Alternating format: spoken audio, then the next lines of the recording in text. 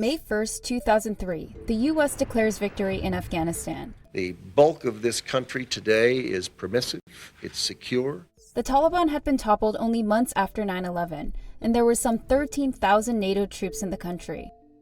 Fast forward nearly 20 years. American soldiers have left, the Taliban have come back, and the United Nations says civilian deaths of women and children in Afghanistan have hit record levels. While it's difficult to map exactly how much territory the group actually controls, limited data suggests it's more than half of the country, with the insurgents claiming authority over major border crossings and infrastructure. Many people, both inside and outside the country, have been surprised by the speed and the scale of the Taliban's advances and by how fragile the Afghan government's authority is looking. It's time to end America's longest war. It's time for American troops to come home. Before Biden ordered America's troops to leave, the U.S. had been trying to exit for a while. And by the end of next year, our war in Afghanistan will be over.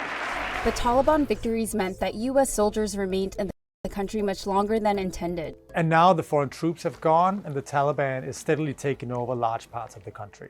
Here's how the insurgent group has expanded to become stronger than it's been in 20 years, creating the conditions for potential chaos as U.S. troops leave behind a country on the brink of civil war. At the beginning of the war, America's campaign in Afghanistan reached some milestones in just a few months. When the US-led coalition invaded Afghanistan, the Taliban had controlled the country for 5 years after taking power following an extremely violent civil war. They had imposed strict Islamic rule on Afghanistan. All that changed after 9/11, when President Bush set out to punish the group for harboring al-Qaeda terrorists. The United States military has begun strikes against al-Qaeda terrorist training camps and military installations of the Taliban regime in Afghanistan. Bush deployed some 2,500 U.S. troops into the country, causing the Taliban to abandon Kabul and soon thereafter Kandahar.